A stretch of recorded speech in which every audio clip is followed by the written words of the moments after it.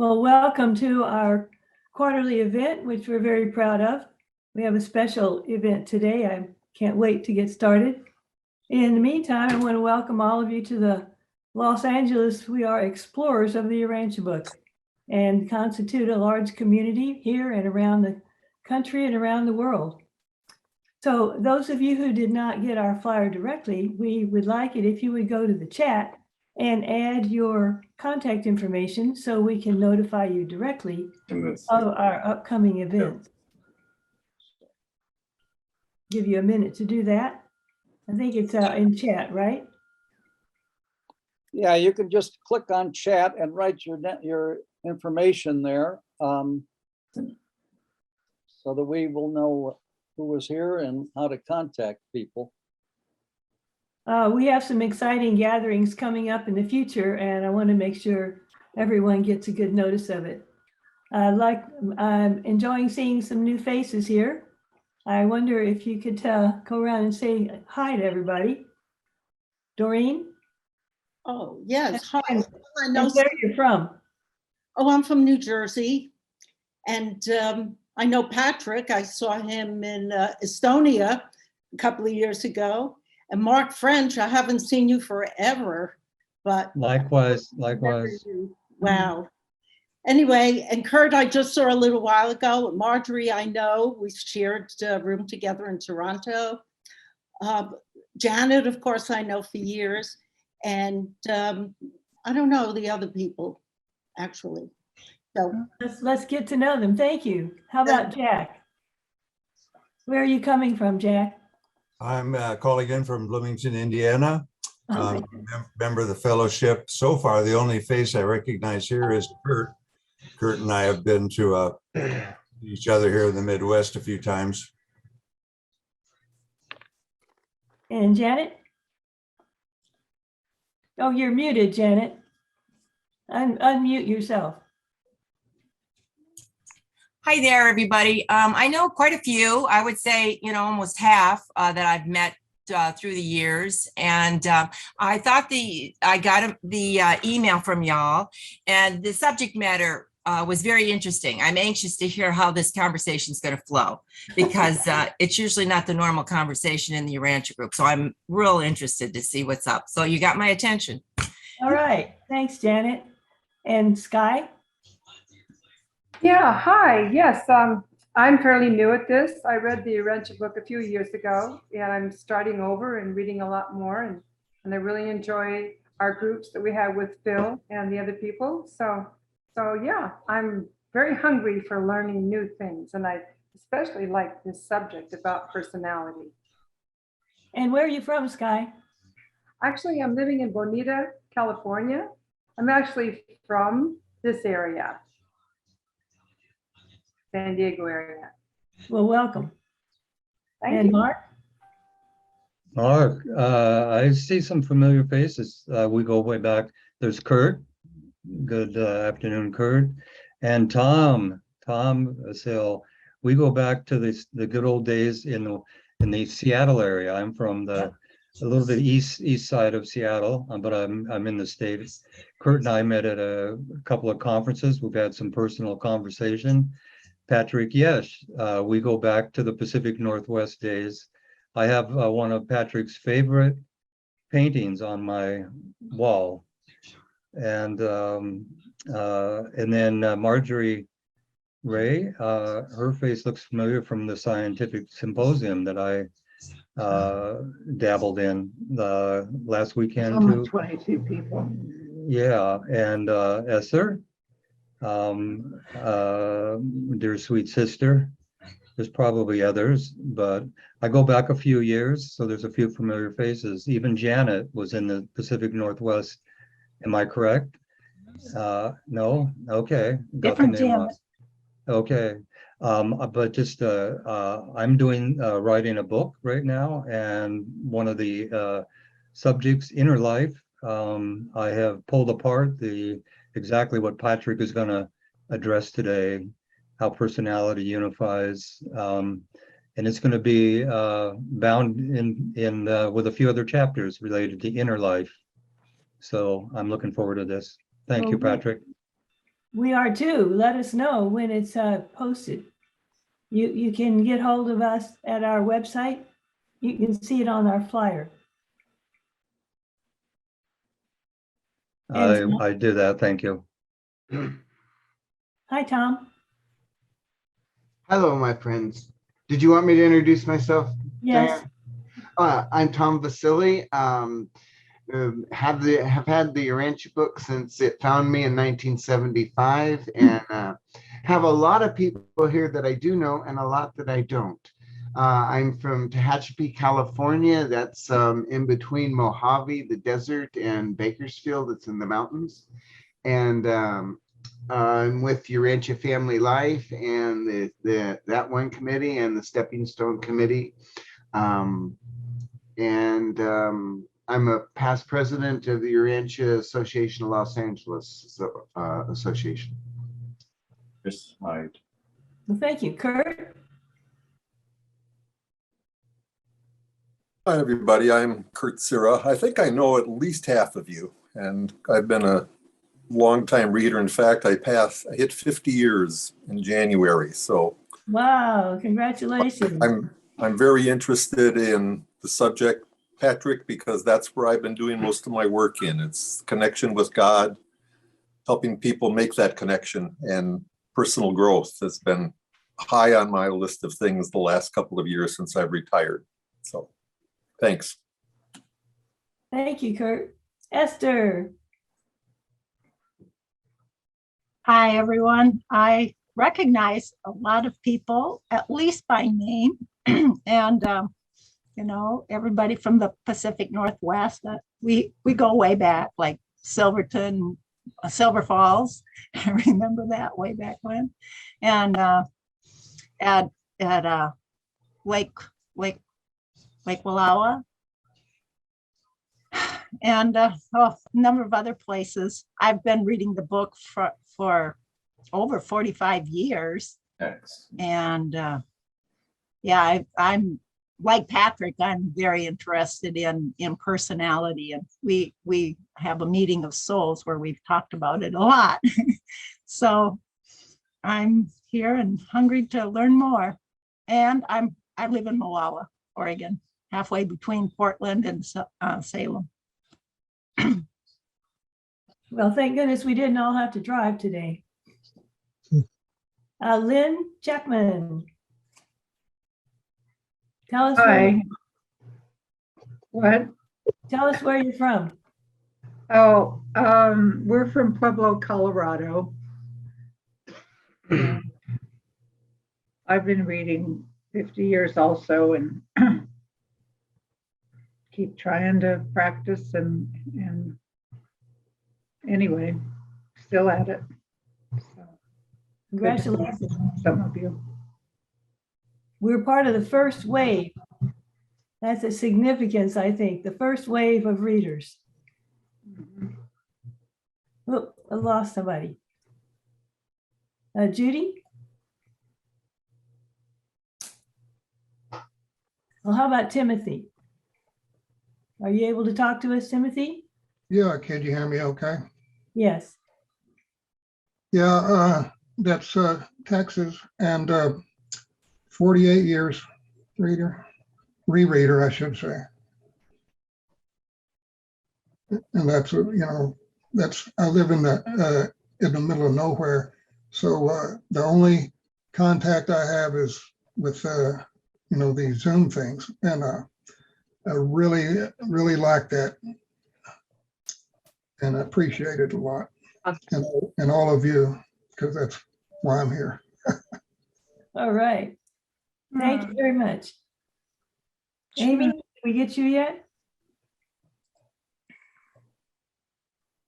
Hello, Amy Sun here. I live in Denver, Colorado, and this is my friend, Mike Snyder, and he also lives here in Denver, Colorado.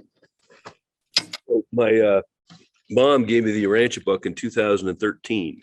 She'd been reading it since the late 1980s. And so it's kind of a two-generation thing, and it's been a wonderful part of my life. All right. Thank you very much. Your pictures are jumping around a bit, so it's hard for me to.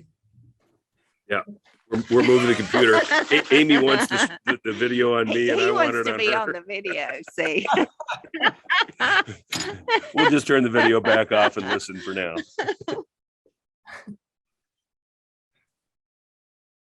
We have another Judy, I believe. I'm the same Judy as you. Same Judy. Yeah, sorry about that. I had to change from the mobile to the home computer, and I might have to change again. So anyway, I'm not so fairly new. I've been reading with Phil's group in San Diego for a couple of years, and I heard about the book about 30 years ago. Only knew one other person interested in it, but I carried the book for a long time and was real happy to find Phil and other people that are studying it. But I consider myself really a new person in it. All right, well, welcome. Thank you. I see, I don't know that I can pronounce your name, Bayang Gil from South Korea. Are you in South Korea now? Yes, yeah. That's amazing. I'm Byung So, living in the Seoul, South Korea. Yeah, I found the book in 2004. Now means maybe 18 years I'm reading the book. I've attended, participated in several foundation of the fellowships international conference, and yeah, well, at the conference I knew the Yesh, Mr. Yesh, the artist. Yeah, that's why I attended this morning. Yeah, actually Korea is the early morning in the Sunday. Yeah, you are probably afternoon with Saturday. But yeah, great to meet all of you as one of the Korean readers. Yeah, maybe I'm very younger reader, one of the readers, because all of you we read the book maybe 30, 40 years. That's really okay. Thank you. I'm very glad to see you. Thank you. Well, thank you for getting up early. We appreciate it.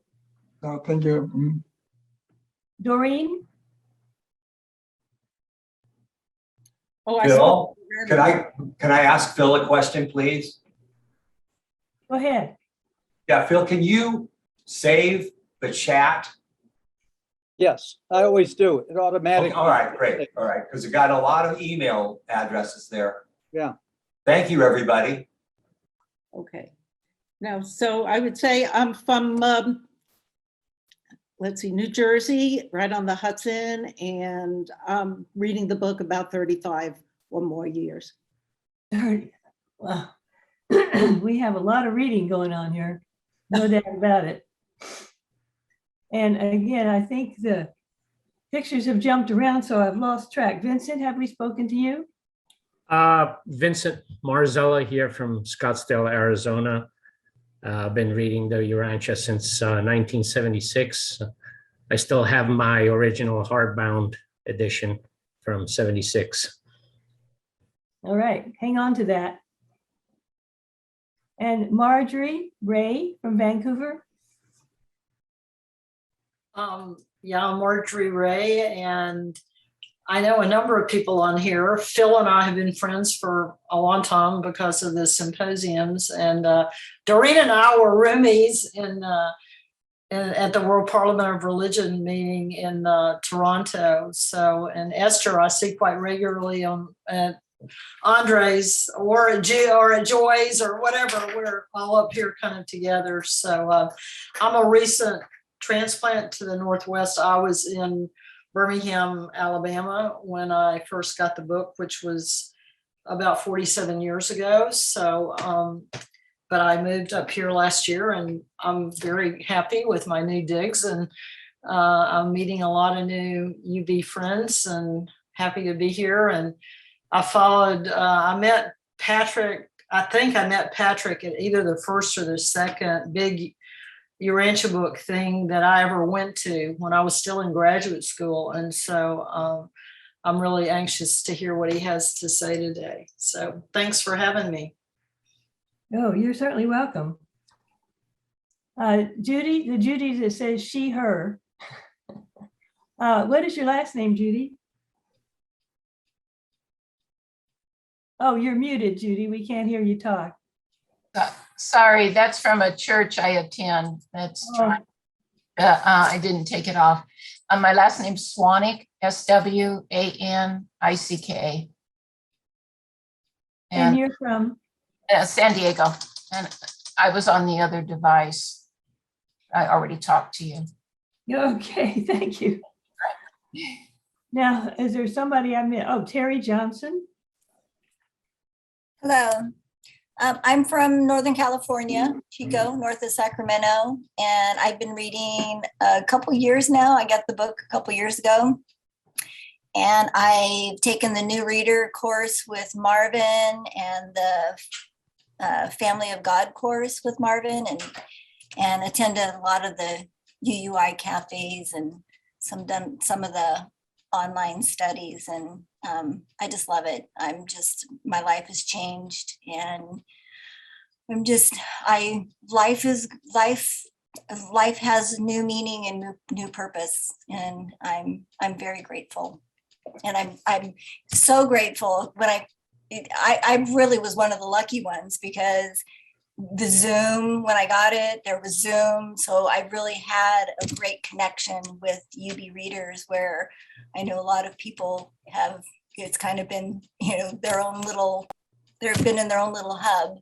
And so I'm very grateful for all the faces and all the insights, and, it's been wonderful, and I'm excited for today.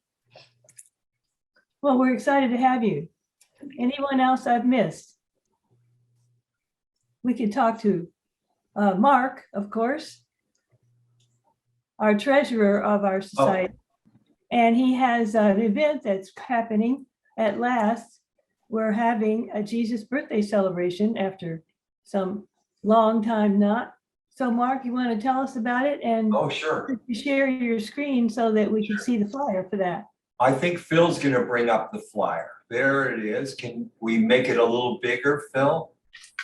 Sure. Anyway, this is gonna be our first get together in what is it, about 3 years since we've been together? And it's gonna be here at our home. We have a nice yard with a pool in it. The pool will be heated. Well, And tell them where you bring a towel and a bathing suit if you'd like to swim, because we're going to have a wonderful Mediterranean feast.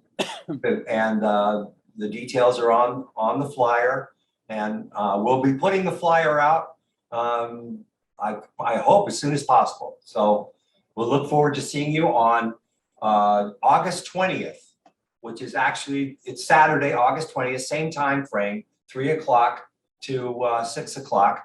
And we'll look forward to seeing you here then. In Anaheim. And Yeah, here we're in is, Anaheim. The address is on the flyer. we hope that you'll be in town if you're not already. We're asking everyone to please RSVP because it's a catered affair. Okay, so, and there's no charge. We always accept donations, but don't bring any food, please. And please RSVP. We wish we could share the food on Zoom, but for those of us that can make it, please do. Thank you, Mark. Mark is a treasurer and a very, very, very faithful reader for many years as well. And Mark, how do you want the RSV? Well, I guess you're. It says on the flyer how to reach me. Yeah, right there. RSVP either at the phone number here or at the by email address. So, okay. Maybe you could paste that into the chat for those that weren't able to write Let me down. see if I can do that. Let's see. If we don't have your email, if you didn't get our flyer for this, put your email in a chat. What would you like me to paste in there? The The whole, flyer, thing? The whole thing? right. No, just the contact info for the RSVP. Okay, all right, that's what I thought. Otherwise, I'm not sure it would work. I'm not sure I can do it anyway because the, It's a PDF. yeah, I don't think I can do it. Let me try. I'll tell you what, I'll put my email and phone number in the chat. Yeah, that would be better. Okay, All right. And perhaps we could also post it on our website. I got it. Okay. Yeah, I don't think I can put a photo in there. All Well, right. anyway, we welcome you all, and we have a great event coming up. We're about to move on. We normally, for each event here, we have a quick reading of the Urantia book, the reason we're gathered here together. So Mark, could you give us a quick reading from the book? I think Ron is going to do that for us. Sure. We chose paper 111, of course, the adjuster in the soul. The presence of the divine adjuster in the human mind makes it forever impossible for either science or philosophy to attain a satisfactory comprehension of the evolving soul of the human personality. The Morancha soul is the child of the universe and may be really known only through cosmic insight and spiritual discovery. Thank you very much. And now, Phil, if you'd like to introduce our speaker, Patrick Yesh, the last one who had not introduced himself. Maybe this would be our time to get to know you, Patrick, and if you wanted to connect with him. Came back, yeah, a whole new bush. You know what I mean? Beautiful. Yeah, man. Kind of funny. I'm on the. I like it.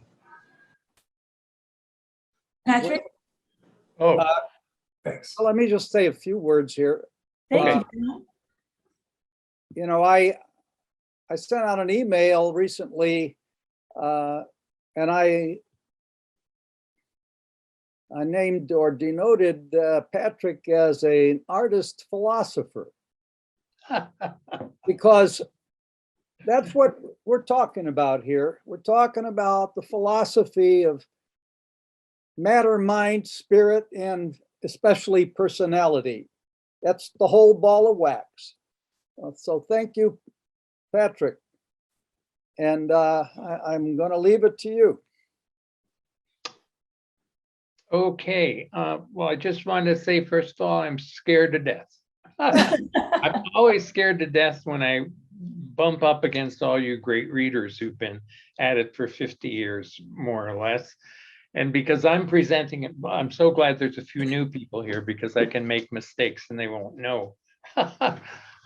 Anyways, it's what we're trying to do in what, an hour and a half or so of this presentation really takes about a lifetime to understand this process, what they're attempting to tell us in the Urantia book is like, this is a revelation beyond revelations. And I think and I'm going to sum it up at the end by saying, I really think the book and the information they gave us is, because we're an experimental planet, is Michael's experiment with this planet, literally. And I think it has to do a lot with living from our soul. But in order to do that, that's where we have to study the book really deeply, really intensely with other people and other minds, so we can get a really deep understanding of what they mean by those terms. I'm going to follow my writings because I was writing up until the last minute. As Phil knows, I was in a minor operation on Wednesday in the hospital, and I thought I'd be out the next day, but they said, no, we want you for observation. So I was under the influence of all kinds of drugs up until this morning, I think. My mind's finally clear, but it was well, I'll give you a little pass too.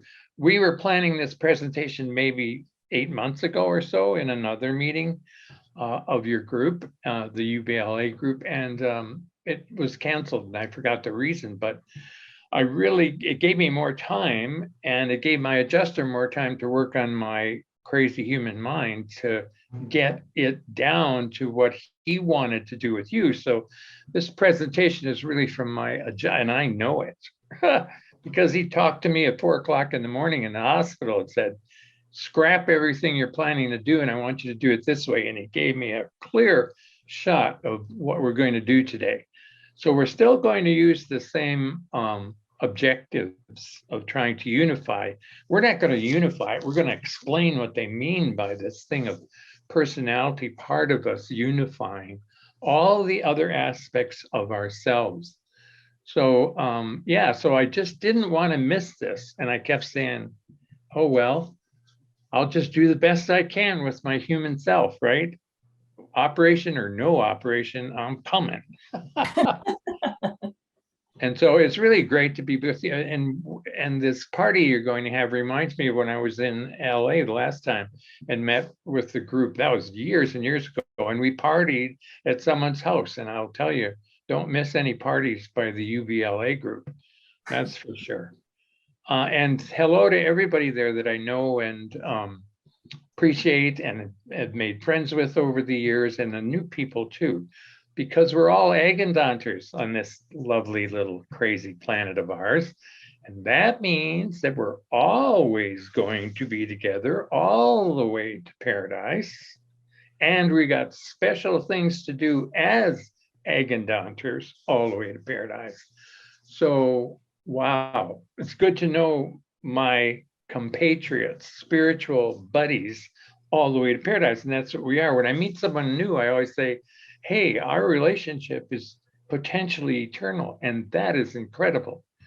And that they don't understand what I'm talking about, but I love dropping that one in when I meet somebody new, especially a new Urantia reader, student. And it's really, I'm a teacher. I'm not going to give much of an introduction, but I ran into the Urantia book as a hippie in Vancouver, of all places, long time ago, and just read the book and hitchhiked for a couple of months. I didn't care if I got picked up or not. And because it was answering every single question I ever had in my life. So that's where, so I'm a teacher, got a master's degree in education, which is really important to me because I'm going to give you some ideas about how to study or how I studied the book. And I found it very, very important to do these kinds. I study on both sides of the hemisphere, both sides of the brain, right? And we have two hemispheres. So let's use both of them today and open up, activate our soul mind. A lot of people miss that little sentence in the book, and it says, you have a soul, the soul has a mind. And Jesus said, identify yourself with your soul, because that's who you really are. That's how you're leaving the planet, as your soul. And your soul was activated when you were 5. So your soul is 5 years younger than you are right now, but it's the most important part of yourself because it's your eternal self, right? It's the body for your personality. It's the body for the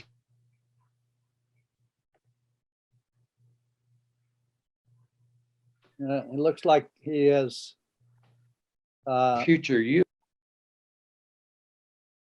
What is it, Phil?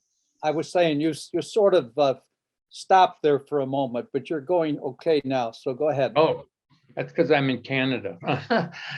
I'm in Calgary because of the operation. I was going to broadcast from my other place, but okay. So your soul is not you. It's where they say my soul. It's not my soul. It's our soul.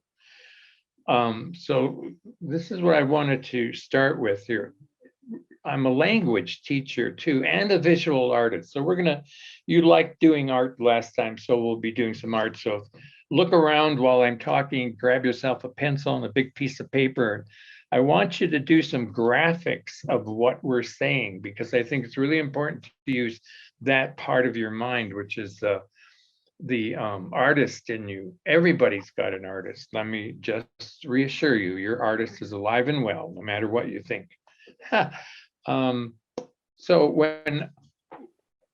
as a language teacher and as a visual artist, I like to blend those two skills when I'm learning something new.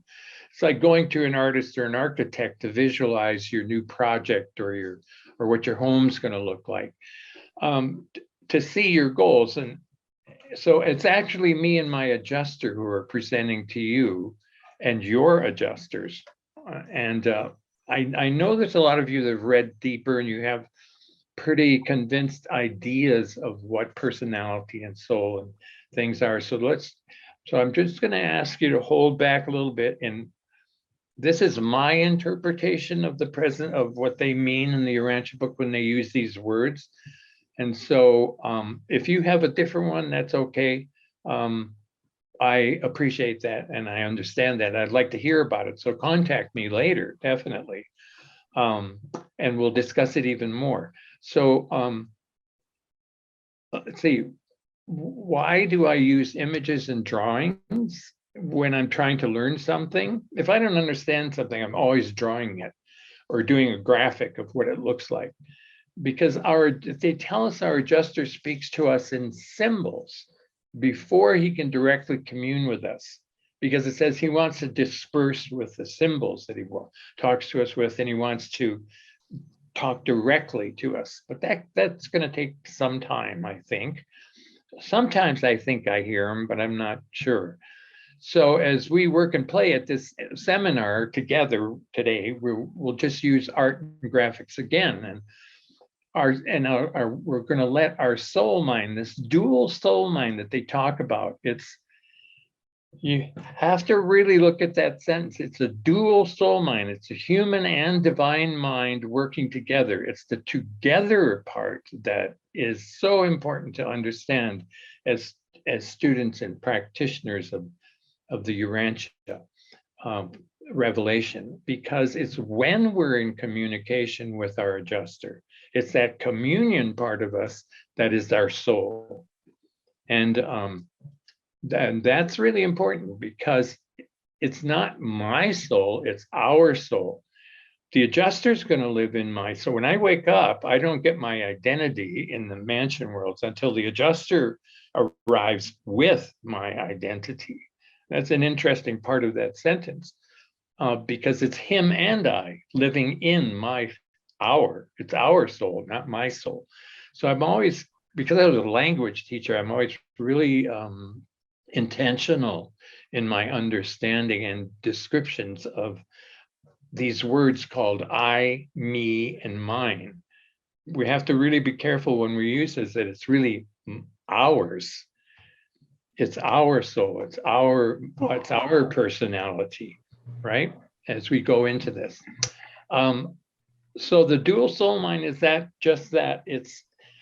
And I think that Jesus, Christ Michael, wants us to use that soul mind here. And that's what's going to cause that virus of love to catch on really fast when we start living from our soul right now as much as possible.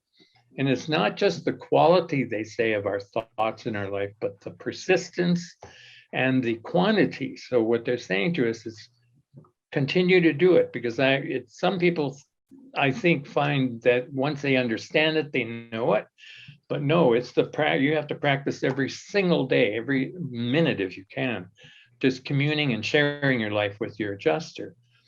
So we're going to use that dual brain of ours. At least we have two. I wish we had the 3 brain, but we got the 2.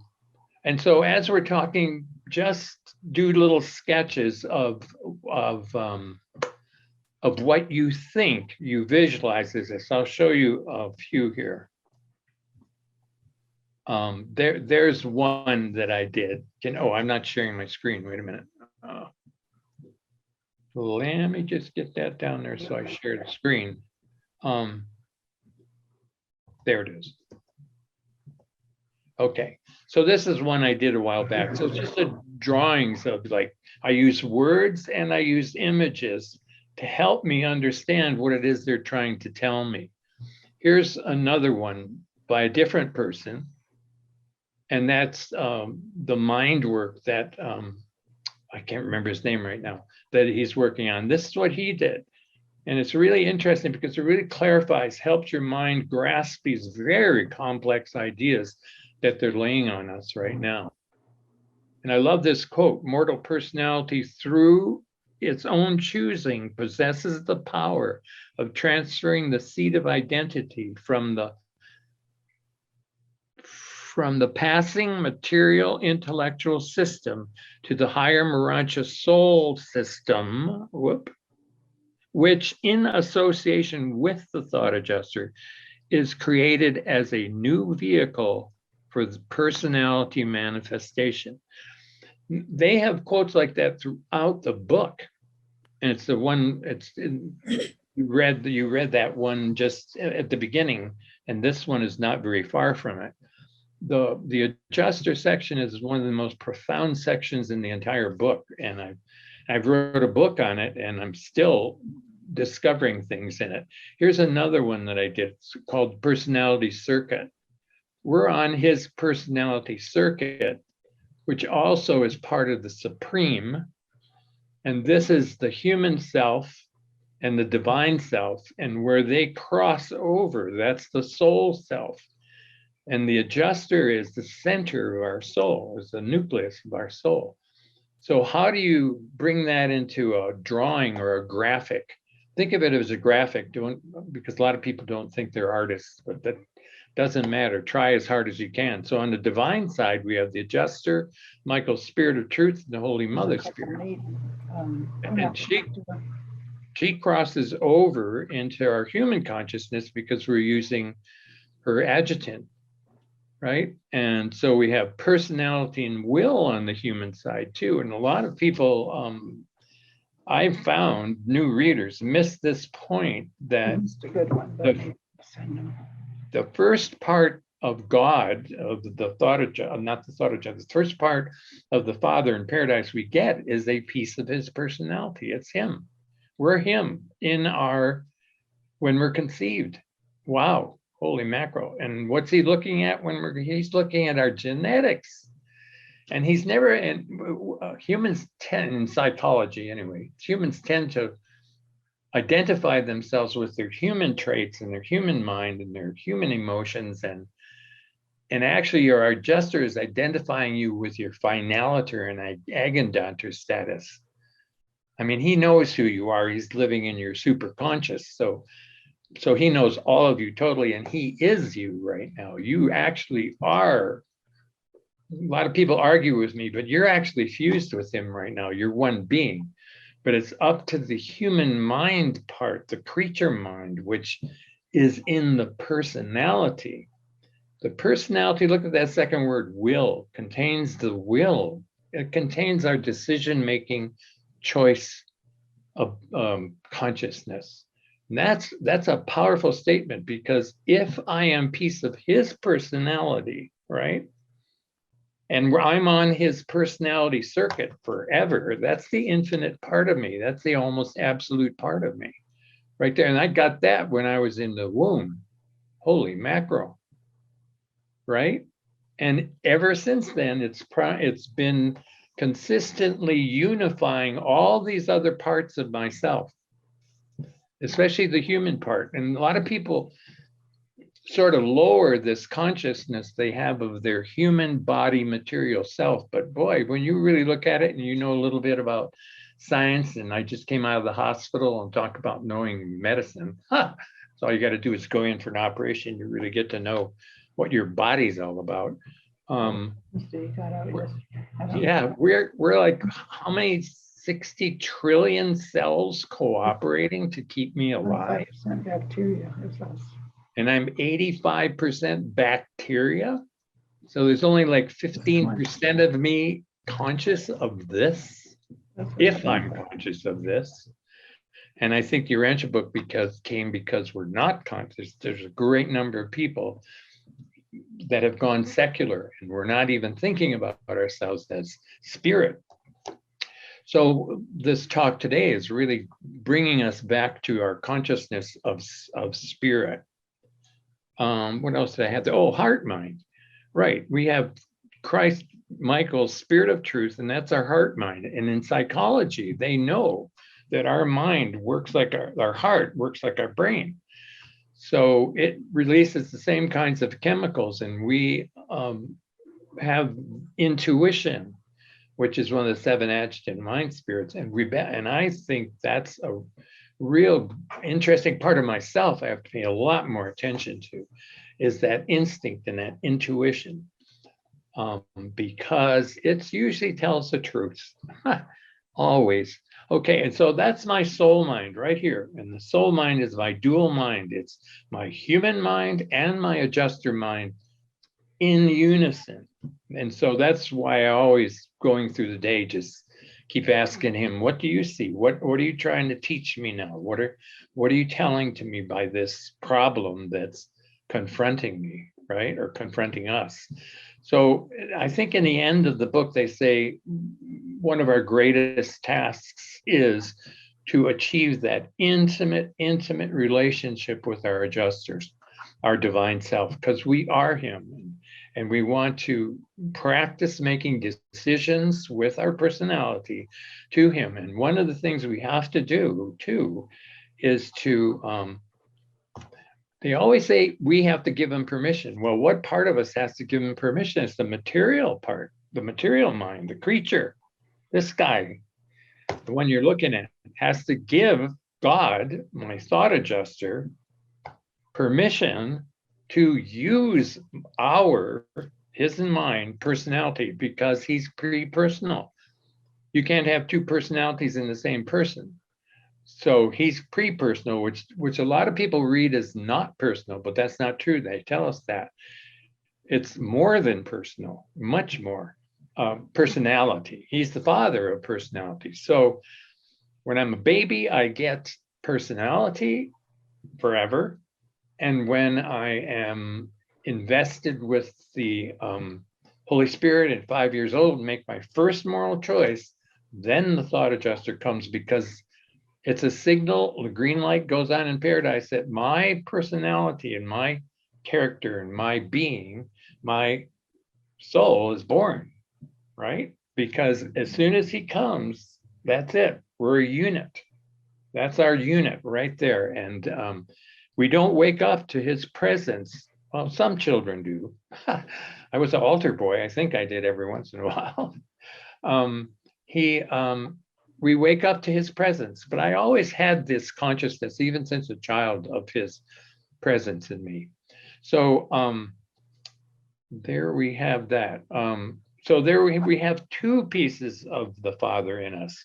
Our personality comes directly from the Father in paradise, the creator of all things, from him, right? And then the thought adjuster comes from him too, and he comes from divinity. By the way, all those divine personalities in us, inside us, someone mentioned that before, of our inner life. The book Kurt was doing are from paradise. So we have 3 paradise minds at our disposal. This is the kind of information we must get out to the world. I mean, the revelation is just brimming with ideas and ideologies that and messages that bring us to the point of God consciousness like never before on the planet. And I don't think very many, even your Urantia readers, are using the potential that they're saying we have in us when we use our dual mind, our soul mind. And a lot of us miss the point that we are our souls now, and we can function as our soul right now, right? So that's where I want to get into this other part of it. Okay, let me go now to while we're talking, if you're doing some sketching, that's wonderful. Now I want to go, so the other thing we're going to do is affirmations. And this, I don't hear or see enough people doing affirmations, and the book is loaded with affirmations. I'm just going to go down here a little bit. I'm not, hold it. Affirmations are statements, and I'd like you to try making them, okay? They make our spiritual experiences dynamic. They create new neural pathways in our brains, and affirmations make meanings permanent in our spiritual experience. Experiential learning as a teacher, experiential learning is far superior to intellectual knowing and memory. So many readers think that they know the information because they've read it and have studied it, but until you put it into your life, it's just sitting there in an intellectual level. And they speak about that in the Urantia book too. So we put these new meanings into our lives and practice them daily. We act on the guidance of the spiritual teachers. So let's get started in some of this creating affirmations, and I wanted you to try it first. So let's see, I want to go here and go here, and then whoop.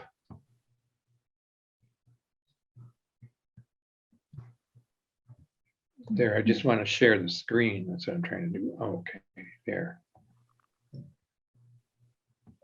All right, affirmations.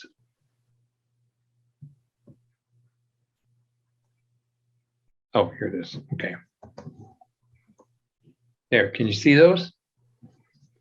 I'm just going to take these two, and it's actually one quote, but I split it in two because there's actually literally two affirmations and probably more in there. And they signal us that there's an affirmation that they want us to make by saying, you could if you only would. You can ask your adjuster when they say you can, they never tell us what to do exactly as a command. They always invite us into doing that. So here's two quotes, and I would like you to make an affirmation. Just take a few minutes and try to make an affirmation from this. During the life in the flesh, the evolving soul is enabled to reinforce the super material decisions of the mortal mind. The soul, being super material, does not of itself function on the material level of human experience. Then they go neither, and then they go neither again, and then they go neither again. And boy, you want to start perking up when they're doing things like this with your brain. Neither can this sub-spiritual soul, without the collaboration of some spirit of deity, such as the adjuster, function above the Marancha level. Look at that one. Not only do we have a soul, an evolving soul, that's a evolving Marancha soul, which means it's here. If it's evolving, it's here. Neither does the soul make final decisions until death or translation divorces it from material association with the mortal mind, right? But I don't know anyone that's studying what that one means. Above the Marancha level? Wow. Neither can this sub without the collaboration of make what? A final decision. Okay, so accept. Now, when you see a word like accept after all these negatives, pay attention, because they're telling you that's really powerful stuff coming. Except when and as this material mind, my material creature mind, delegates such authority freely and willingly to such a Marancha soul of associated function. So what are they saying here? Okay, so you can start the affirmation. Here's the start of it. I freely and willingly delegate authority to my soul to do what? See if you can finish that affirmation. But you see how they set us up for it? So I'll give you a couple minutes just to finish that affirmation. That's from the first part of this code, say. So the affirmation is good. Put it in your own words, of course. They want you to put in your own words, and these are my words. But it's like I'm using their words. I'm just changing the sentence, right? So I own it. They're telling me what I can do. I want to do this. So now I'm going to do it. I'm going to own it. And that's what affirmations do. They make you own it.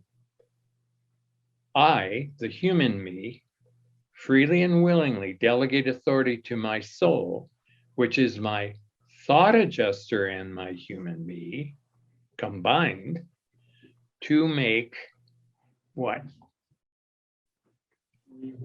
Open that door. You want to do that? We need air.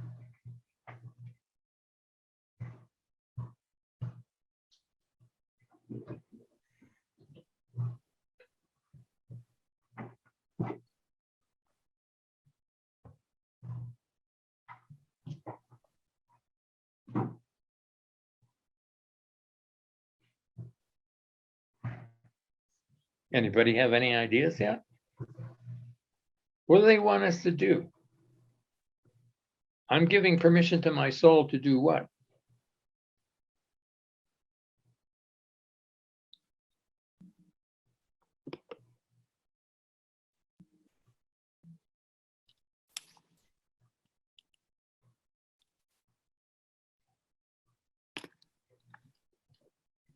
I said to make decisions according to God's will. I give permission to my soul to make decisions only according to God's will. That's in your words, right? Use their words because it means the same thing almost. It almost means the same. Well, yeah, it does, but they get a little more explicit. Look at this.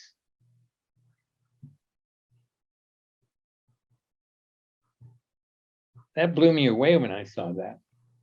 I don't have to make final decisions. I, the human creature me, who's always puzzled, right? Don't have to make those final decisions alone. You see what's involved in this? Because and when I do that, when you do that, when you give your soul authority to make final decisions, right? What are you actually doing? You're identifying yourself with your soul. And you're grabbing onto soul power. Do you see it? Do you sense that? If I do that to my soul, my human mind says, oh, I'm my soul. I can give my God self and human self combined the power to make a final decision. Then I'm going to decide, and each one of you will, what your final decisions are. And what would they be? What would some of your final decisions be? And then you can plug that right into there. One of mine would be, okay, I give my soul authority. That's pulling me up. I'm pulling my self-concept up by doing that, right? To soul level. I'm going to my superconscious mind with that sentence. And that's the power of these affirmations. I'm giving this is Patrick talking, I'm giving my soul permission and authority to make final decisions about fusing with my adjuster.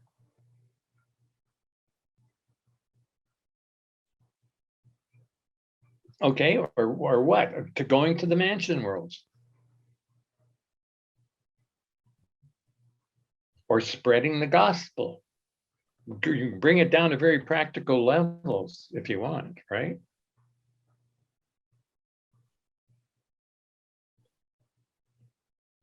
And here's this, look at this term, associated function. That means I'm associating with my soul as my soul. I'm giving my soul. So when I'm going to make decisions, any decision in my life later on that has spiritual potential, look at that sentence. Oh, that on my soul. So I'm in my human mind, I'm going to remember this affirmation. Not only going to remember it, affirmations are important because you want to say them as often as you can, write them out, put them on the television, put them on the refrigerator, whatever, because this is your spiritual conversation. This is your spirit language. Most of the affirmations I'm finding in the book, and there's millions of them, is that book within the book. You know, a lot of people talk, there's other books within the Urantia book. The one on affirmations is really powerful. Did everybody get that? Are there any questions at this point about that? Are we using the raise hand way of, so that we're not interrupting each other? Good idea. Okay. If I can see you all, right. Or just I know unmute, just tell me, yeah, okay, go ahead. Well, I give permission and highly request that my soul, my adjuster, every spirit being and every force help me and nudge me constantly to love and serve all. And Beautiful. yeah, and I do that. I distribute these cards everywhere Oh, I I love go. it. And that came from that request. That's when you say graphic, Patrick. There it is, right on. Beautiful. Yeah. Yeah, and graphics, by the way, I'm an artist and I know this from advertising. That's why they use graphics in advertising. It goes deeper into your consciousness, much deeper than just the peripheral consciousness of your mind, of your awareness. So here's the second part of that one, of that same quote. And during life, the mortal will, the personality power of decision choice. I underlined that because I want to make it really emphatic that when you're making a decision about anything, a decision choice about anything, your personality is doing that. And your personality is a piece of God. So if you open up your consciousness that this thing that we have learned through psychology is our personality, and they don't define it like the Urantia book defines personality. Personality, you're getting an urge from the Father in paradise. You're getting urges from the Father in paradise through your personality to make a decision, to allow and give permission to your adjuster, which is your other part of God, your pure deity aspects of God are your adjuster. He's the Father. He's a piece of the Father. Your personality is a piece of the Father. You're combining the two, but your human will has to bring those two together by giving permission to your adjuster. I, the animal, me, creature, has to give permission to God to unify. You hear that in that affirmation sentence?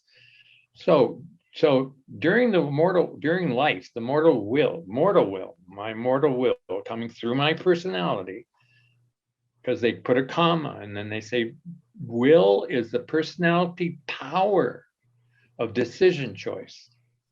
And it's resident in the material mind circuits. So it's personalities in my material mind. It's not my adjuster's mind. There's this play of relationship going on between my adjuster and me, the mortal me. As terrestrial mortal growth proceeds with experience, right? This self, with its priceless powers of choice, I always love that sentence, becomes increasingly identified with the emerging Morantia soul entity. After death and following the Mansion World resurrection, the human personality is completely identified with the Morantia self. Sure it is, because I don't have a body anymore. The soul is thus the embryo of the future Morantia vehicle of personality identity. That's really important. It's my soul. My soul is like a lot of people call it your next body for your personality and identity. Well, there it is. The soul is, don't take away the, say my soul is the embryo of my future Morantia vehicle of personality identity, but it's here now. That's why they call it the evolving one. So when I'm speaking about my soul, identifying from my soul, making decisions with my adjuster from my soul, that's the most powerful place I can live as a human being. So the affirmation is I, and I put I in quotes because remember, it's a team, this thing called I, with my material mind and will choose, I decide to become increasingly identified with my emerging Marancha soul as the vehicle of my personality identity. And I want to put after that, now and on the Marancha roads, right? And then see if you can draw that image, or an image that says that. Because when you draw the image, you make it real for yourself. Any questions on that? Or I have a question. sure. I cheated. I had the quote, I had discovered it before we talked from the book of this very thing. And it says, by and with the consent of my will, I give you, my adjuster, the power to subject my mind's creature trends to the motivations and purposes of my soul. And I would love to know what these creature trends are, that I could cooperate more fully with getting the motivations and purposes lined up. Right. I love that quote. I put that one in my book and actually turned into about 4 pages. That little quote turns into 4 pages of explanation. It's amazing how they use the English language, how they can pack in information in one paragraph. So what they're saying is that what is it? I give permission, or I give authority to my adjuster? I give you, my adjuster, the power. Power. There's that word power. Not just willy-nilly, this is to subject my mind's creature trends. Right, my material creature mind trends, right? So there, what are the trends? Mind material creature mind trends: laziness, confusion, feelings of loneliness, anger, getting even with people, projecting ideas onto them that don't belong there. My projections, that's my material mind creature trends. That's everything in psychology they think makes us bananas or unlivable with, right?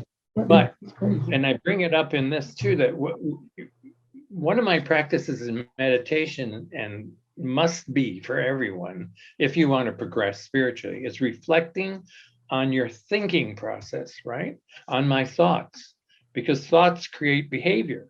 We know, if you know, that book didn't come to us till we developed the language of psychology.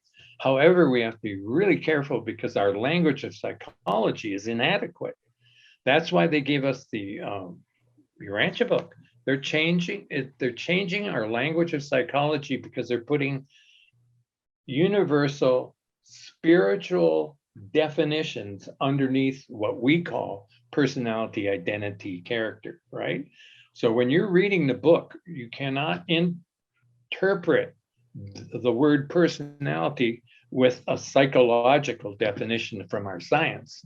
It has to be their definition, right? And I had to do a lot of work with that, right? But in this one, but material mind creature trends is pretty stark in terms of it's the way it's our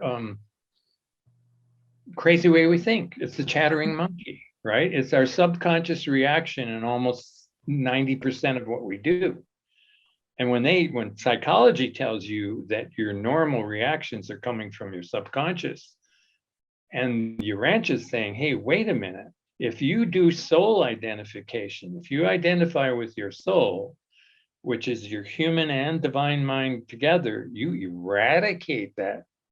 You literally take the power away from antecedent causation. That was a tough sentence for me. Antecedent causation means anything that caused you in your past life to do what you do now. If you move your identity up to your soul, hey, that they're just saying, no, that power of antecedent causation is eliminated, literally destroyed. That sets you free. Incredible consciousness. I'm not there. Hey, I'm not there yet. Don't look at me as the practitioner of this. at the higher, I'm just saying, look at our potential. And look at how you can heal people by getting them in your language, in their language, and working when you're working with healing people to get them not to identify with their past selves anymore. But you have to bring their consciousness of anyone you're working with spiritually, you have to bring their consciousness up to a higher level using their terminology, right? Using their language. That's just part of counseling and good psychology. Is like you have to hear their language, you have to know what words they use for God, whether it's universal self, whether it's universal mind, whatever they call it, right? Do they believe in it? Do they believe it has directive powers in their life? Then you can sort of slip in these ideas like, hey, you know, do you make your decisions with the ultimate power, the creator? I lived on Indian reserves, and it's the creator is the word that they use for God. They rarely use the word God.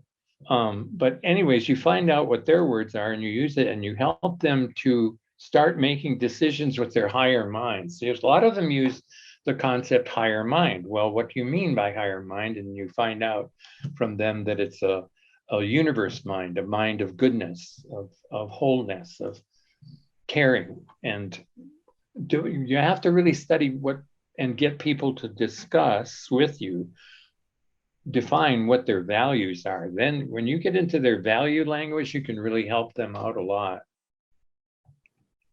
Yeah. So Patrick, Patrick, Diane has a question. Yeah. Are you addressing me, Doreen? Yes. I think Diane had her hand up. So I took it down. Oh, okay. Doreen, yeah. Yeah, I had my hand up. Okay, I wanted to ask you the difference now between the thought adjuster's plan for your life. Oh, great. Okay, so now the thought adjuster knows all your thinking. First it adjusts, then it leads, then it controls. And so when I don't have to use material words to necessarily say what I'm thinking because it knows what I'm thinking. So therefore, there's two levels. So you talked about mid-mind, which is Marantra mind, and then you have the superconscious level of mind, right? So that's, I guess, where you come together with the thought adjuster. Is that correct? Correct. So could you tell, I mean, see, all my experiences were very different from what you're saying. It's like it came automatic because the adjuster wanted it to happen to grow me. Right. You understand? Right. And they know what you need. And that's why I Right. said the plan is already put out there as long as you're receptive to it, because it resonates, it has a resonance, a sound. The whole planet has a sound, it resonates. And the higher you're able to reach that sound, that resonance within yourself, there's higher connections. And it is amazing, you know, the various things that happen as it's adjusting you. Because when you talk about mind, body, and spirit, it's, you know, there's a lot of phenomena because the body is not in harmony early on, right? Right. So, you know, the electrical energy or, you know, magnetic energy around you does phenomenal things. And it's really scary probably at first. So that's why I'm asking, you know, this is wonderful what you're teaching, the words to communicate. The first time I was able to open up, and it opened up my third eye immediately. Right. All I did was lay down, because I did all the stuff that they say in meditation, you know, the ohms, the word, nothing worked for me. And I just said, the heck with it. I lay down and I said, God, tell me about yourself. And immediately my third eye opened up. And immediately it was like, holy smokes. And I said, I just want to know your nature. And that's how it began. And that was about 45 years ago. But it was like amazing what reality is. You know, when you're looking at it from the words. See, I only know the experiences. Words, is one thing, and to understand it, but I really experienced it before I understood it. So you're talking about, many things, which is wonderful, but there is, I think you have to use something that's natural to the individual. Totally. Right? Totally. Yes. Yeah, because we all have our own way of living, and each adjuster in us, you're right, is in our superconscious. He knows every single little thing about us. He is us literally at this point, because he's here to experience his creation through us, right? Yeah. But you were right in one thing you said. You had to give up. You had to give up all these other methods of doing it and just sincerely. I find that the adjuster works in me when my back is against the wall, when everything I try doesn't work, right? And a lot of things I tried in psychology didn't work, and I couldn't figure it out. And part of psychology and part of your Urantia book says the other thing you said, which is being receptive. Many of us have an inhibition towards receiving, and it can be intellectually, emotionally, and physically too, right? And we have to learn to literally give up the whole ego need to know, right?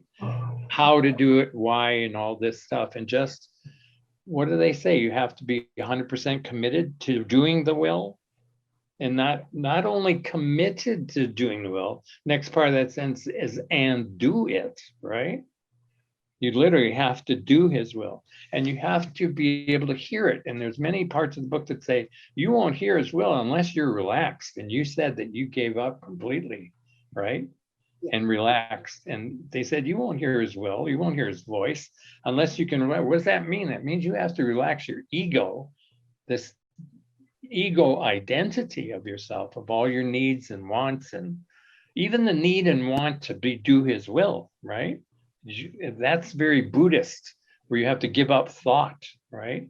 And part of good meditators is getting to that point of silence. If I'm going to really listen to you, I have to silence my mind so that I'm not interfering, I'm not projecting when you're speaking, right? Yeah, but you're not present. You're actually, when it happens, you're not present. Your mind, it automatically takes you to another realm. Totally. You're not in time and space. You're not aware of anything except there's either a voice speaking to you, or I've never really heard a voice, only in a classroom where they were teaching me later on. Well, they just taught, and then I saw downloads of information. But when I came out of the state of consciousness, I could not remember not one word. So I figured it's there in my superconscious mind for when things happen. Maybe I'll be able to grasp it, to go deep inside my soul, and that'll be there for me. But also, they showed me things of the future. So not for anybody else. Everything was no, it's you, yeah, exactly. So I saw things that would happen ahead of time. I saw my husband dying. I saw just all kinds of things like that. And I didn't know how to interpret it at first, because how could the mind want to believe something that, there's nothing wrong right now? And I thought, well, I don't know. I just dismissed it. But when it happened, I recognized they were showing me, preparing me in a way for what's to come. So I thought the thought adjuster does that. They help us to get through different challenges and adversity, and somehow prepare you in that recesses of the mind. It is so interesting, how wonderful. Listen, I'm 45 years of meditating, so you understand. Yeah, right. Experiences, but it's so wonderful when you have that loving relationship with the spirit. And I know to differentiate from one from the other. I know they work together as one. I know the angels were there at times, and they helped me. But it's like the whole plan is to help you to grow, to get there, for them never to fail, for you never to fail, because they need to succeed. They don't want to get another experience. Anyway, I'll stop talking, but I just appreciate that, you have this presentation to open up these ideas and the understanding of how it really works. Thank you. One of the things I've been noticing is they use the word levels, Levels, for soul, for mind, for personality. And I'm going, whoa. And they're only giving us a few levels. But in order for us to experience those different levels, we have to do what you did, right? We have to, people think when they meditate a couple minutes a day, every other day, a couple times a week. No. When I wake up in the morning, I meditate for an hour. Jeff Waddles taught me that one. And meditation is just a doorway to sitting on the knee of God, really, and worshiping, and being grateful and sensing his presence. When I really got into deep meditation like that, it was like, oh my God, I was scared because I started to get into the presence of God, the dynamics of it. But what saved me is the same thing that happened to you. I also realized the delicacy of it, the intimacy of it, how well he knew me, how he knew my limits, how he didn't give me problems that were going to crush me, right? Even though some people get those kind of problems.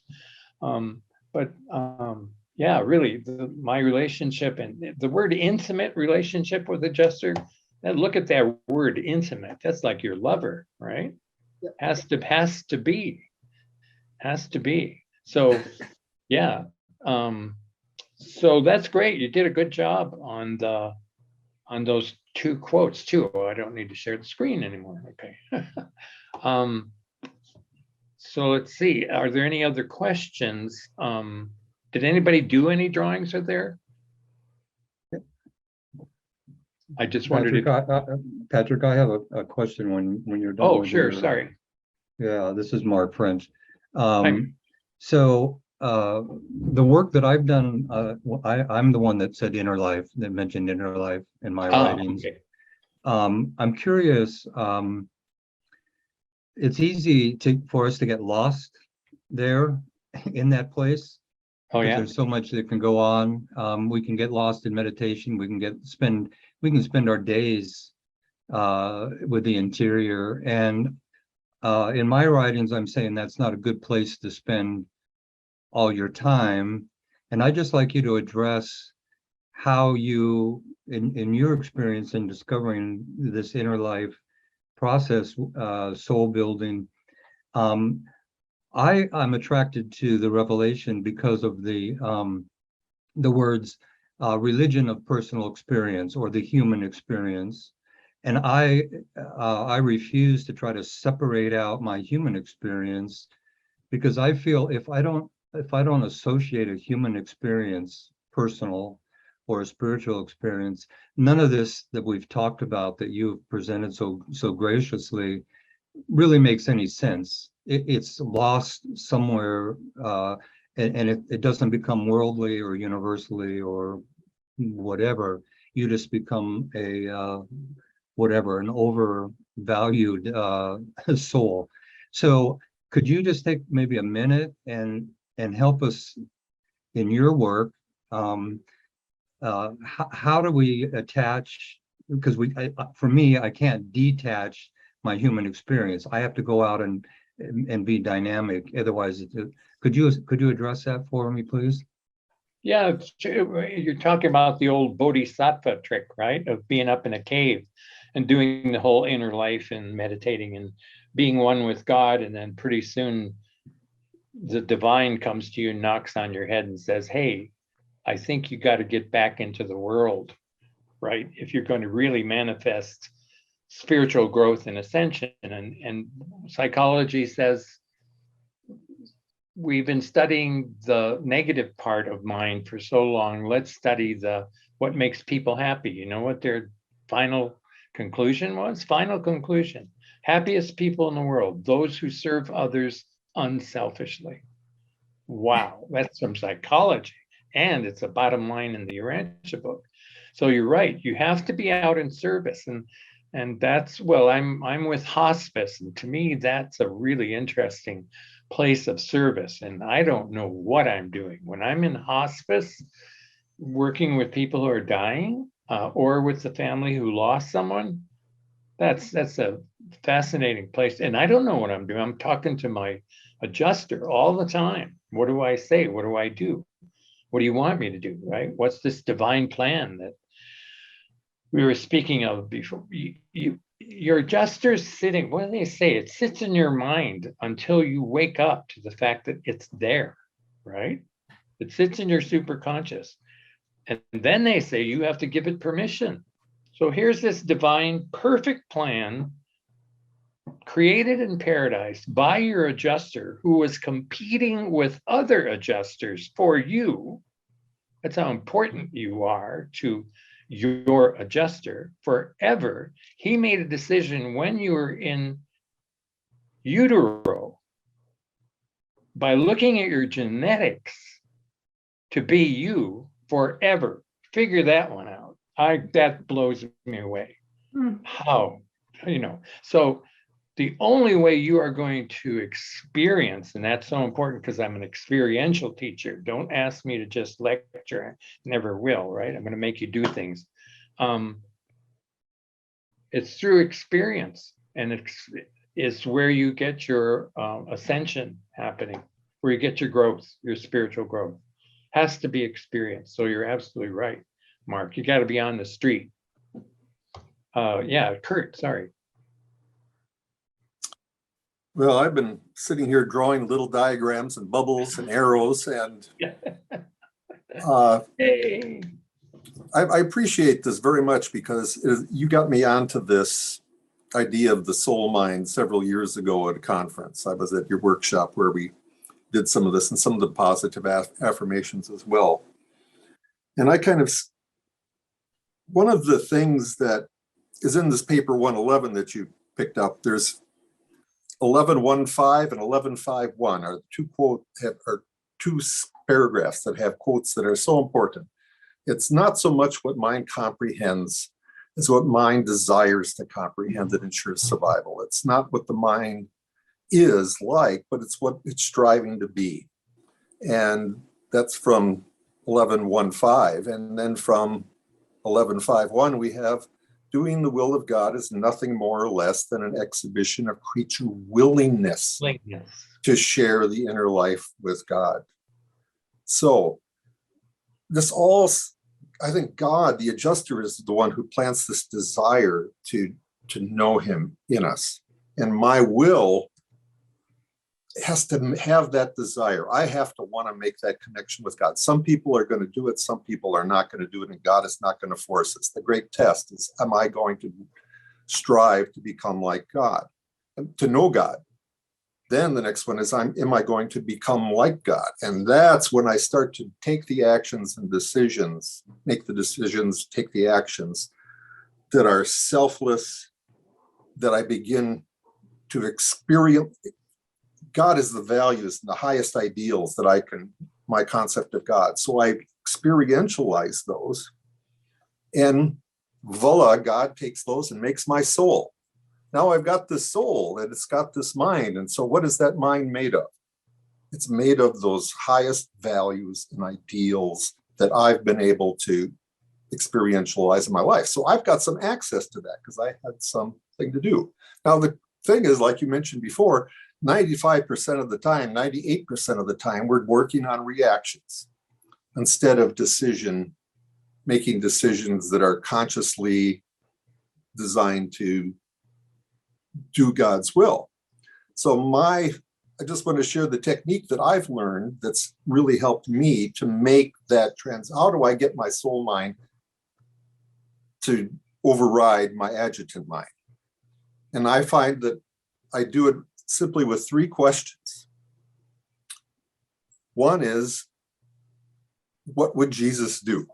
I mean, it sounds silly and trite, but if I think about how Jesus did things, he was always working from his highest values and ideals. It's, how can I serve God? How can I serve this person in front of me as God would serve this person? Boom. I've got to work from my highest values and ideals. And the third is, how does God see me? How does God see this person? How does God see this situation? Try to see things from that fatherly point of view that they talk about in the ordination sermon. Mm. And those things almost can instantly change my attitude just like that. If I remember to go there. And that's the thing. It's that, we react so quickly. It's, for me, the whole process now is this learning to recognize when I'm reacting. What would Jesus do? How does God see this? So That's my idea. Thanks. That's- And I thank you for that. You got me on that. You got me going. We have to have a lot of self-patience, because they really know us. When they say it's only our intention they're looking for, and the sentence says we do not expect you to do the will of God. Holy mackerel, why give me the book, right? But no, they expect us to have the intention, the willingness to do it. And that's all they're looking for at us at this level. However, and this is the kicker, once you get to God consciousness, once you know you have super consciousness, once you're in communication with God, there ain't no going back. And if you do go to an automatic reaction, which I do every single day, I'm still maybe 50% subconscious reaction to life and personalities and people. I'm making decisions, projections all day long, right? But I've developed a habit like you are, and I'm being much more patient with myself because I'm reflecting. And that's what I mentioned earlier to Doreen. It's like, who has the practice? Really, how many people do you know have the practice of sitting down and reflecting on what they're thinking, what the quality of their thoughts are? Is this a spiritual thought? Is this a secular thought? Is this a materialistic thought? Is this the ego thought? And once you recognize it, they say in psychology, once you become aware of the quality of your thought, you've already achieved 80% controlling it. And they talk about self-control being as important as a person controlling a city. Can you imagine conquering a city in your present state? Well, that's how much work it is to self-control. And they know it. So to me, that says on the other side, have more patience with myself, much more than I could ever think of having before. And then you get, thank God I'm 81, I'm getting more patient with myself. I have to. But anyways, yeah, so I do. And so I'm going slower now, especially because, once you start your ascension plan, they say in the book, there ain't nothing and nobody in the entire universe that can get in the way and stop it. So have a lot of faith in that. And I find that faith building, faith growth within me is really important too. Could I just say one more? Yeah, go ahead. For me, one of the most important thing that's changed my life in the last couple of years is developing daily spiritual practices that are designed to help me come to know God and to try to be able to love and serve other people more. And it's something we have to practice. It's wax on, wax off from the Karate Kid. It's doing it consistently, daily. Just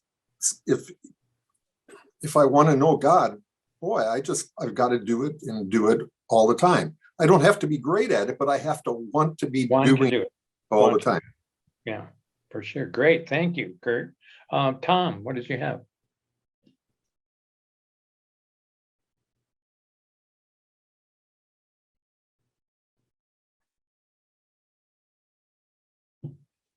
You got to unmute. Thank you. I was talking to myself. What it seems that you're doing and what you're focusing on there in the affirmations and deciding I'm going to make my decisions according to God's will. I think that sets a philosophy of life, a foundation of decision making. And then when it becomes really important is when we have decisions to make. Sharing a quote here that we're all aware of, but just bringing it into focus now. The keys of the kingdom of heaven are sincerity, and more sincerity. all men, all people have these keys. People use them, advance in spiritual status by decisions, more decisions, and more decisions. The highest moral choice is the highest possible value. And always, in any sphere, in all of them, this is to choose to do the will of God. And what I think is important is when we have a decision to make and we recognize we've got a dichotomy. We've got our will, we've got making a decision that's going to be good for us, our own mind. And then we see that, hey, there's another decision that's really God's will as we perceive it. I think then choosing to do God's will in that moment. And sometimes it's difficult because sometimes you realize, hey, if I make this decision based on my own interests and what's good for me in the moment right now, it not necessarily is going to be good for everybody else. It's not necessarily God's will. So I've got to now change my values of what I'm valuing and making the important choices. I'm going to choose to do what I believe is God's will in this situation. And I think even if our choices is actually wrong, that we're misperceiving, as long as we're sincerely trying to make our decisions according to God's will, we then enhance that relationship with God and have the ability to make more decisions according to his will. Totally. I'm 100% agreement. It's only, and I can't add to it's not in addition to what you're saying, but everybody here has mentioned doing the will of God, right? And so for a very long time, I said, well, like you said, as I perceive the will of God, right? That's all we can do. Just like Kurt said, we have the desire to do it. And the other part was decisions, and more decisions, right? Which means 90% of our decisions are going to be off the mark. But that's okay. They don't care. They really don't care. They're just watching. Do we want to keep doing that? Are we trying? Are we trying to do God's will? And it's the sincerity. And then the other one says, give it 100%. If you're not, then screw off. Yeah. Or you're not doing it, right? Is what they're saying. Don't tell me you're trying to do it if you're not 100% behind it. Because they're watching you. Just think about this. When I grew up Catholic, I said, I'm being watched. I didn't like the angels, taking notes all the time about what I was doing at all.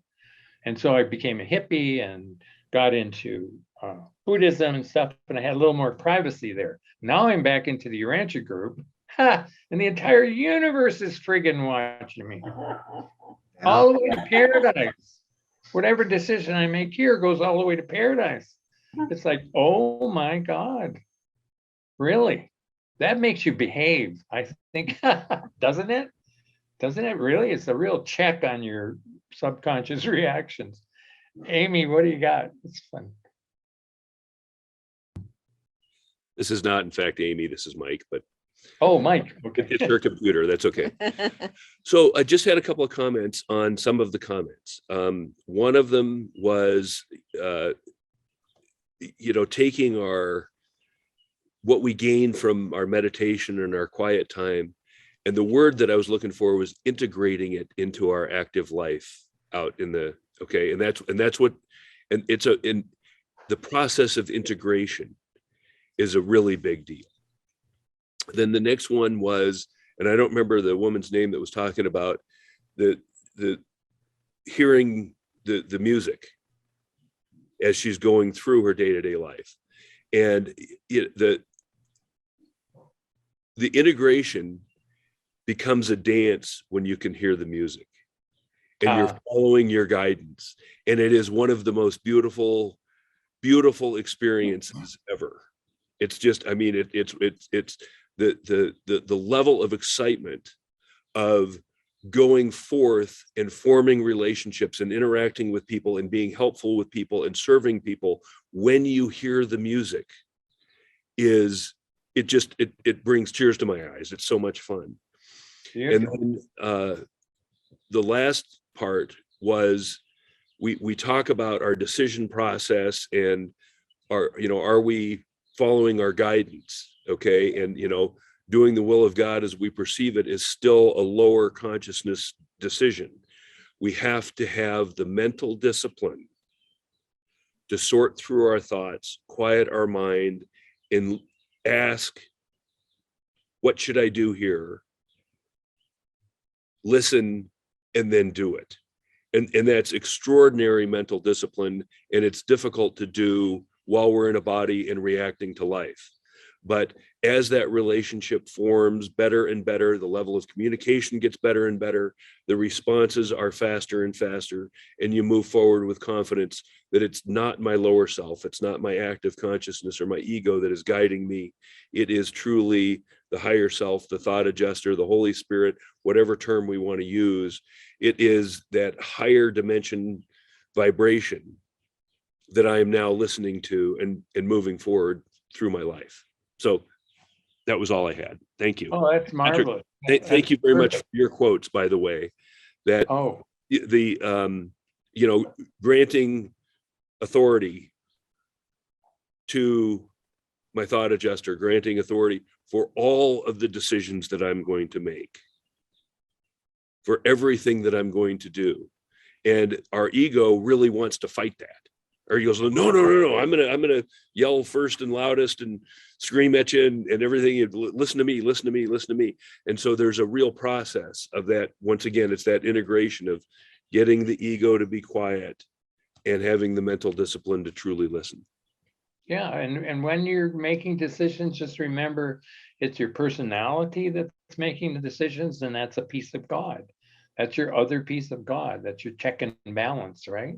And the thing about meditation is, and I said it before, but if I want to listen to you, I have to be quiet. If I want to listen to God, and a lot of people fight the practice of meditation. They say, oh, I can't control my thoughts. They're just too wacky. Or the monkey's always talking. And no, you have to learn.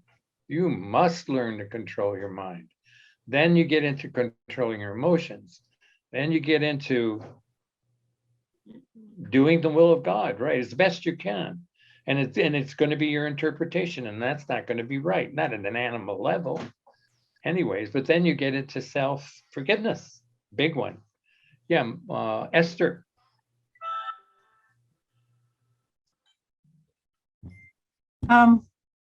Can we control our emotions? I find that really difficult. I mean, I can suppress my emotions, but then they seem to come out sideways.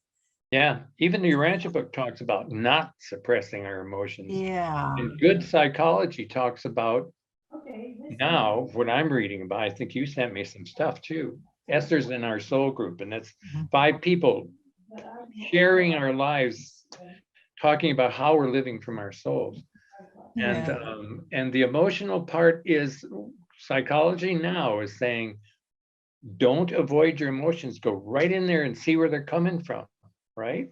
So and I it's think more you're doing that, yeah, because then you understand it, and then you get at that other level of psychology. Once you understand, once you can explain what it is that you're doing to yourself, where it came from, why you're doing it, what's in it for you, what needs are being satisfied, it doesn't matter if they're good or bad needs, just you're not running away from your emotional reaction. It's there because something happened before, right?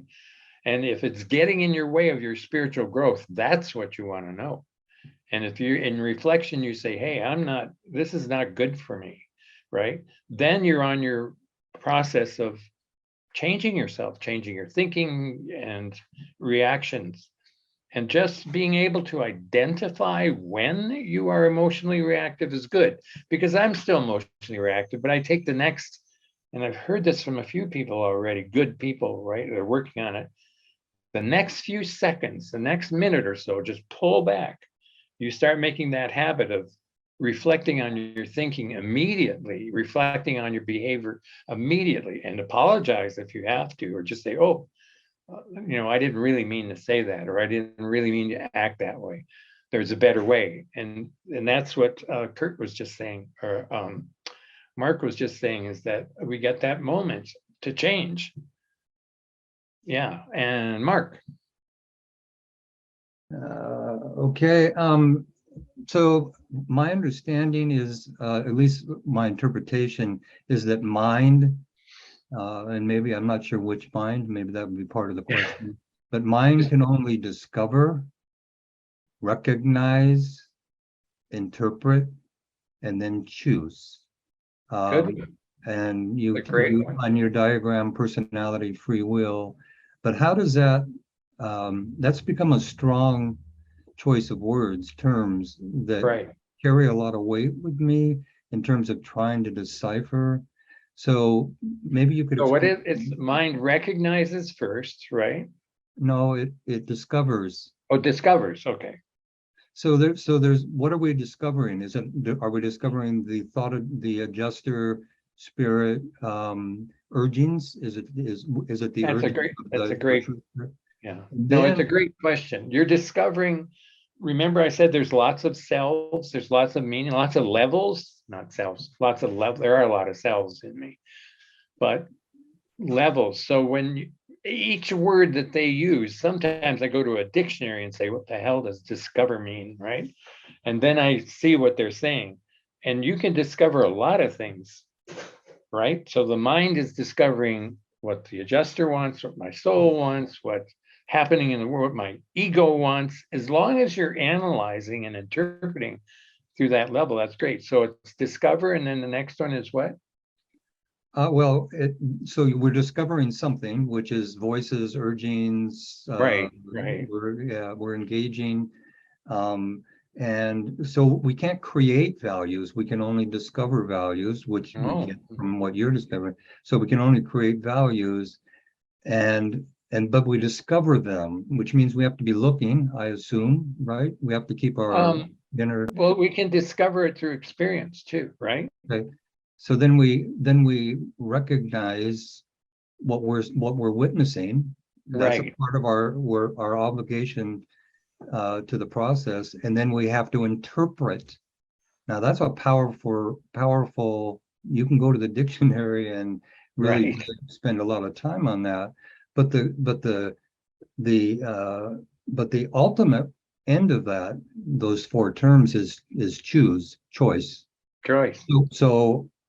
So we go through that process, but it's just become real powerful and tied into what you're talking about is unifying that process with the whole thing, and so that it doesn't drop off.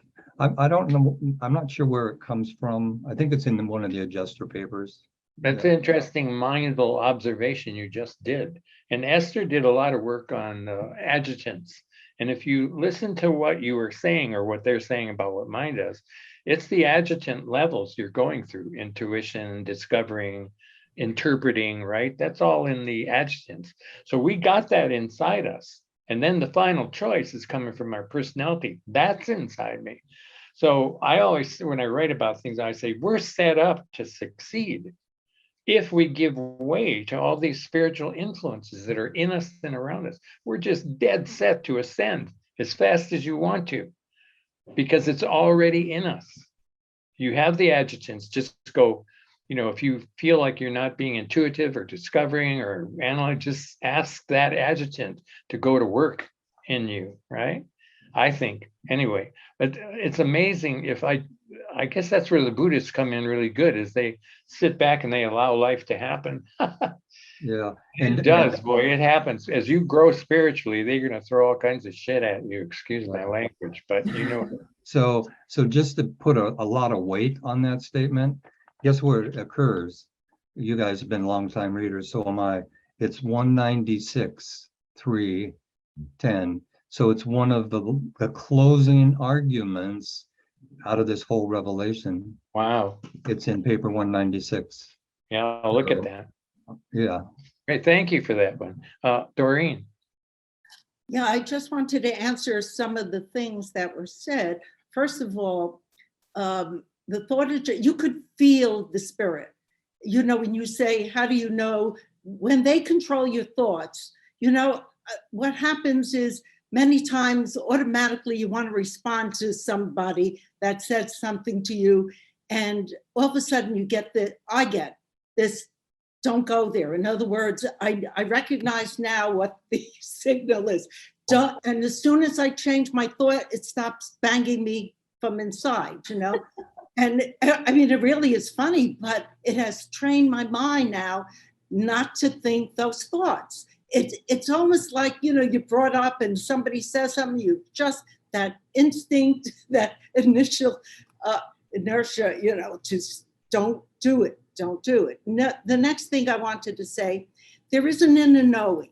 You know, when you have that relationship, it's like you're married to somebody. You just know the next thing they're going to say. They're going to know you. There's an inner knowing what to do, what decisions to make. And of course, if it's wrong, so what? You know, it doesn't matter. But there is a real sense of timing, what to do, when to do it, if it's right. And if it's wrong, you'll get a signal again. That's a great point. Because, you know, if you don't know and you're making a decision and you're not sure, all I say to people is watch the consequences of your decision. You'll know immediately, right? How people react to it, what's happening, what happens to you afterwards. Because if you make the right decision, especially the one your adjuster wants you to make, boy, do things get cool. Someone said that, they just get incredible, right? Yep, yeah. And think you're in the flow. That's exactly right. You're in the flow. And many times I asked, and immediately the phone rang. And, you know, I needed a job one time. And I said, God, what am I going to do now? I have no food for my children. And immediately the phone rang and somebody said, how fast could you come to a job that I applied for? And they said they didn't need it. Immediately, come in this afternoon. You're hired. I said, thank you, God. You know, it knew exactly. But the last thing I wanted to say is when you're really working with the Spirit, it's a transformation in every part of your life. You know, you're kinder. You recognize not to hurt people. There's just something that your mind now does. And it's just so automatic because you really have transformed the soul into the recognition of how to handle people, how to communicate, to feel for them, to have compassion, not sympathy, because you know what that does. It is just remarkable. I mean, it's a work in progress, believe me. I still struggle and I'm still challenged and I still have adversity, but I understand it. And that to me, you know, is a good step in the right direction. That is up to me. But also, if you cannot focus and you have anxiety, take deep breaths. That breathing is extraordinary. Take it in, count to 10 or 15, then breathe it out slowly to 10 or 15. And right away, the endorphins start to flow. It's so instant that you don't have to worry about, you know, anything else. I'll stop. Yeah, great. No, thanks a lot. Your contribution's been great. And you're an example of someone who's living and growing into that relationship of intimacy with your adjuster. And that's so beautiful here. So many of you are there. And that's kind of what I was worried about at the beginning of the speech. Is like, am I talking to the crowd, right? Am I talking to the church? Well, you know, I wanted to end this. I don't know if we're ending, but just that this is an experimental planet. And I think that's so exciting that the experiment, in my estimation, the entire Urantia book is new psychology. It's spiritual psychology. Our science will be based of psychology. Our science of psychology will be based on this book within 50 years. Easy. And it's to live from our soul, to make that transition out of this horrible time that we're experiencing on the earth right now in Urantia, and bring us out as fast as we can, because this is Michael's incarnation planet. He doesn't want us fooling around, living as we are now. We're in a transition phase to light and life, and let's push it. And so he's giving us all this revelation. This revelation is from constellation levels of education. It's from universe levels. It's from paradise. Holy cow, what's he trying to do? Blow our mind or help us to ascend as fast as we can? I think, I don't know. Diane, sure. Well, this has just been astounding. There's the amount of truly enlightening information and concepts and experiences all crowded into this one period. It's just like 10 study groups all in one. I really appreciate your skillful guidance of us in doing this. If anyone wants to continue the conversation, just get in touch with me. It's patyesh@gmail.com. That's easy. And I would love to continue. I was hoping to make inroads with different souls here, right? And continue this because it's a very exciting research and study and practice. So thank you all for the opportunity, and especially Diane and UBLA group. That's why I wanted to do this so badly. Well, I would like to suggest that you do start a study group if you don't have one, and have a regular day of the week that you meet in time. Of course, we're all from different time zones, but just announce something because it's too valuable not to continue. And I did want to thank everybody for their input. It was just such an addition to what Patrick's leading does. And I wanted to just, there was something about what you said about the rhythm. There's a rhythm, there is a music, a flow, something that you can sense. We'd all probably have a different way of sensing it, but this being in alignment somehow, it would maybe sound like music to some, inner music, and to some it would feel like I'm flowing or I'm out of sync if I'm not in the flow. I would love to hear more discussion about that kind of sensing, because once you're in a flow or a musical state, then when you're not in it, you know. Yeah, And trust your instinct. Exactly. that would be very good clue of staying on track if you had it linked to some kind of a music or flow feeling or something. I know sometimes I sense a feeling of warmth, really some kind of strange warmth coming from somewhere, unexplainable. And I'll just want to add one comment about the breathing. I had a kind of a lung function happening at one time, and the doctors told me I had to do this series of breathing in order to open things up. And it was deep breathing in various ways. They had little tricks. They wanted me to do this and to do that. And in the course of that treatment, my goodness, the awareness became magnified 10 times, that being required to do counting deep breaths in and deep breaths out for medical purposes just boosted my spiritual life enormously. Well, this has been great. I know everybody's wanting to express their gratitude for your wisdom and your obvious knowledge of many things and many disciplines which you bring to bear on this. So take good care of yourself. We need you to live a very long time.